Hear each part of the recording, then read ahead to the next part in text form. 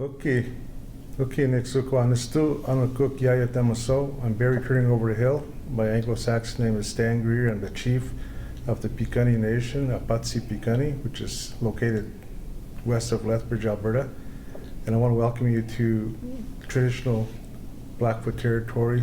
Subsequent to that were other tribes that came into our area. We're in the city of Calgary. In our language it's Muhkinsis, where the elbow is. And I'm here today just to demonstrate support for the survivors of the Indian Day School class action settlement that was undertaken on behalf of Garry McLean. And I just wanted to thank you for coming here today, and I wanted to show support for all the rest of the key plaintiffs. And thank you very much. I'm here to support the Garry McLean class action suit. I'm one of the plaintiffs named in the suit. My name is Angel Sampson. I'm from the Sartlip First Nations community on Vancouver Island in BC. And I'm traditionally from Saanich, which is our territory. I'm Coast Salish on my dad's side and Nez Perce on my mother's side. Mariette Buckshot, Indigenous cause, Kitigan Zibi, Quebec, Nidonjaba. My name is Mariette Buckshot. I'm from Kitigan Zibi, Quebec. I am one of the plaintiffs in this class action lawsuit. I'm the family member that was affected when he went to school. Hi, and my name's Jeremy Bouchard. I'm one of the legal counsel, class counsel on this file. And I'm happy to be here today to talk to you today about the Garry McLean Federal Indian Day School class action. We're happy to have this opportunity to speak with you and to share information with you about the class action. We think that's a very important thing for people to have is accurate information and information available to them about all aspects of this claim. And so my background, in addition to being one of the lead class counsel lawyers on this file, is I'm Mohawk from Six Nations. So really we wanted to provide a little background about this claim. I think it's important that people really understand where this claim started from and how we got to where we are today. And then I think what we want to do is just maybe have an opportunity to speak to some of the questions that are coming up. We know that there's questions that people have, and we want to try to provide answers to those very important questions. So if I could just very briefly speak to the background of this claim and how this claim started, where it started, and some of the people who were involved with it. Many of you may have known Garry McLean. Sadly, Garry McLean passed away not too long ago. But Garry is really, Garry and Margaret Swan and a number of other individuals out of Manitoba really started this action in 2009. And Garry always recounted his story where he was with his friends one day and he talked about his experiences at an Indian Day School. Garry grew up in the Lake Manitoba First Nation, and he talked about, for the first time with his friends, about the experiences, the harm that he suffered while attending this school. And as they exchanged stories, they realized that they had all experienced some degree of harm at these schools. And so they took it upon themselves to bring forward this action. And in 2009, they commenced this action in Manitoba. And so really what this action concerns is all of the federal Indian Day schools that are located across Canada.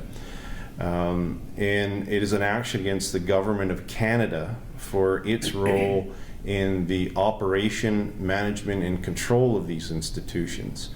Federal Indian Day schools were those schools that were excluded from the Indian Residential School Settlement Agreement.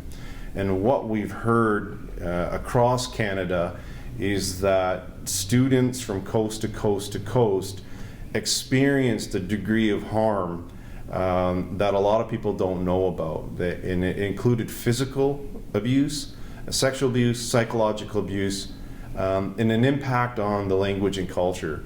And so that's really what this action is. It's about getting justice for those individuals who attended the schools and for those family members who have also been harmed and impacted from that experience.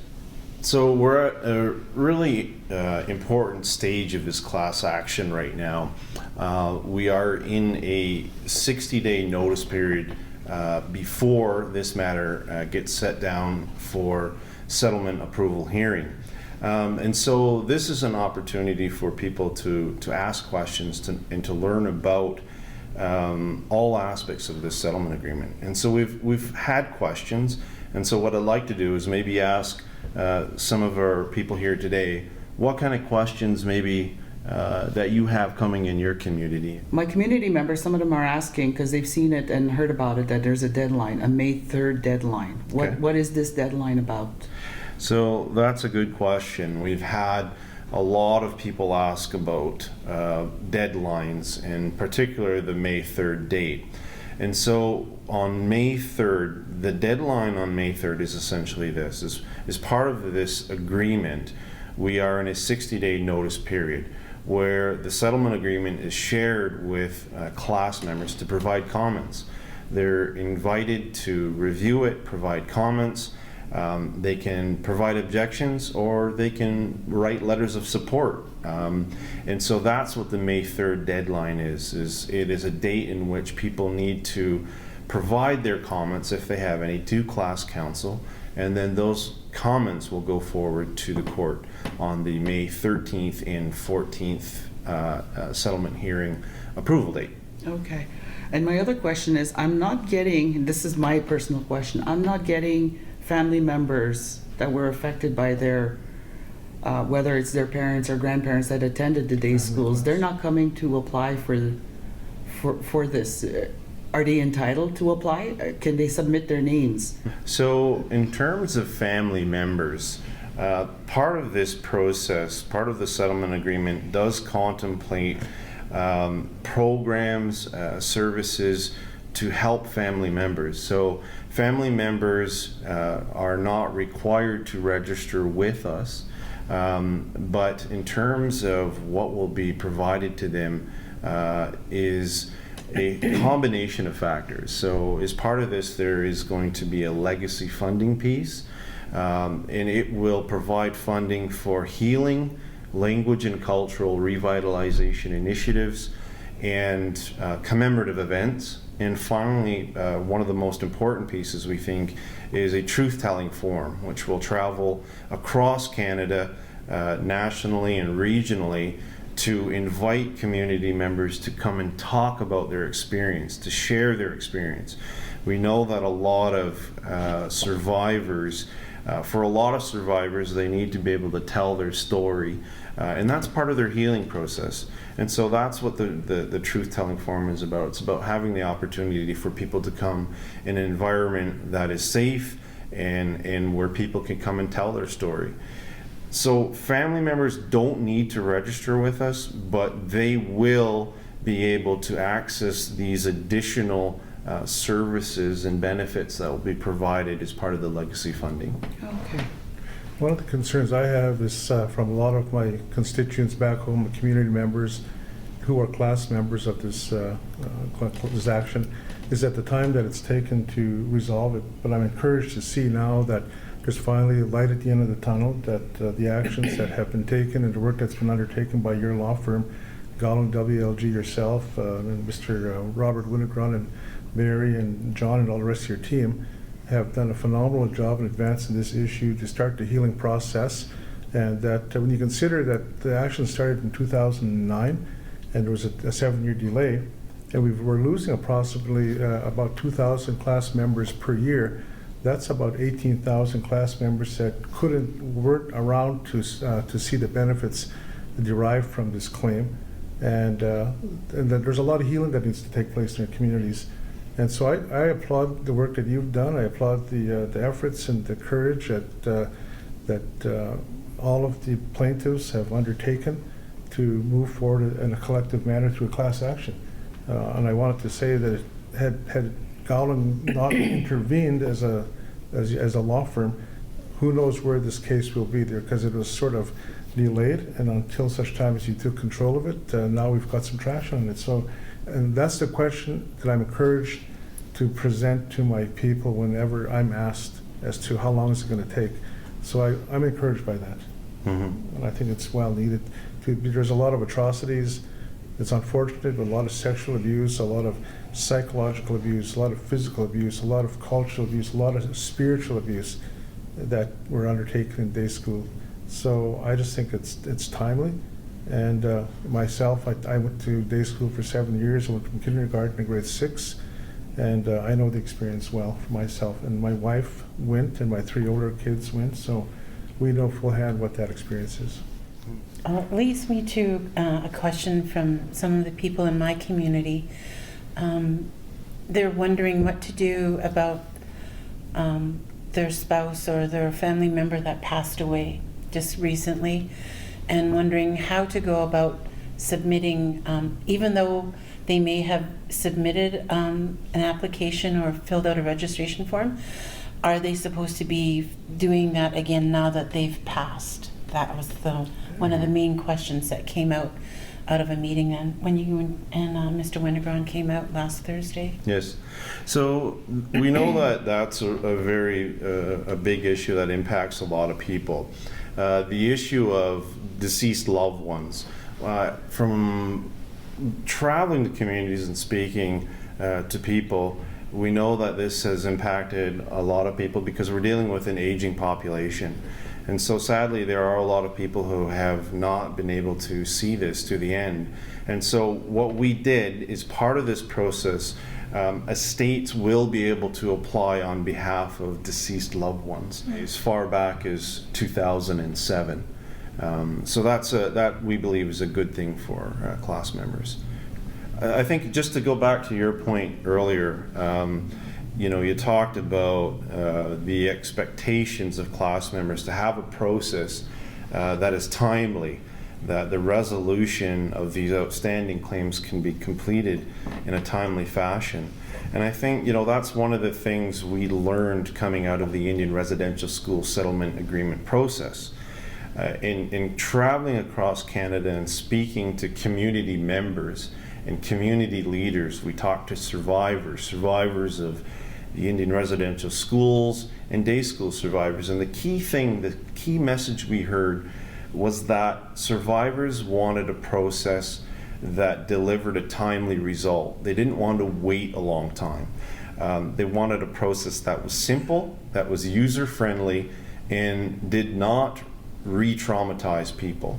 And so that is the process that we've developed. I think that's great news, and I also think that the process whereby written application and written submission in terms of the experience is a process that's been accepted versus having victims go and testify and be cross-examined and try to go and find documentation that may or may not be available to substantiate their claims. That was another key piece that people expressed, is just the difficulty of having to go through the IRS process.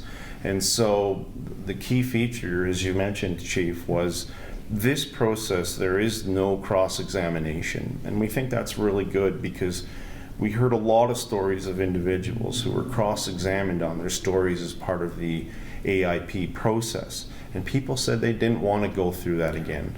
And so that's why, as part of the Indian Day School claims process, no one will be cross-examined on their story. What they tell will be presumed to be truthful. And so we think that's really key. That's a lesson that we learned, and we're applying that in this case. Okay. So thank you very much for taking the time to talk today. We're just about out of time, so maybe if we wanted to take this opportunity to provide any final closing comments, and maybe we'll start with you. Okay. When I heard about the class action lawsuit against Canada, I was pretty happy knowing that somebody took the action and initiated this class action lawsuit. I say this because my father endured enough in his young age.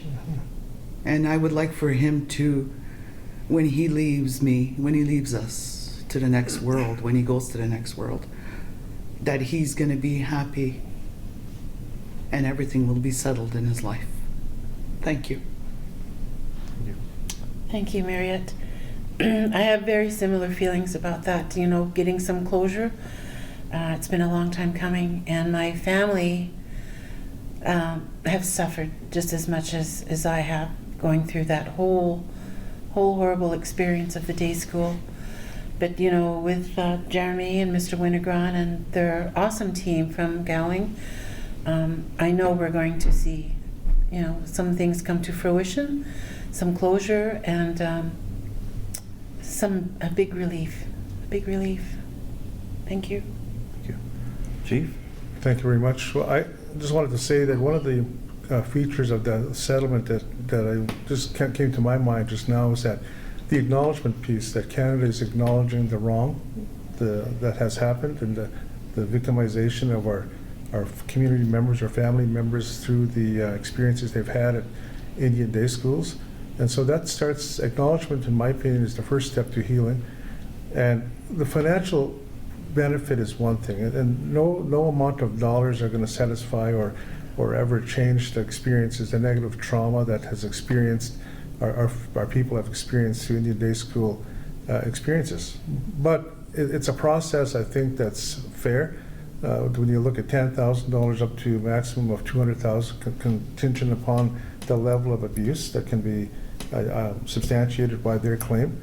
And also with respect to the $200 million legacy fund that communities can apply for to create some sort of memorial, if you will, to acknowledge and to have a memorial to those folks of ours that have experienced a negative trauma of Indian day school. So I just wanted to encourage you once again.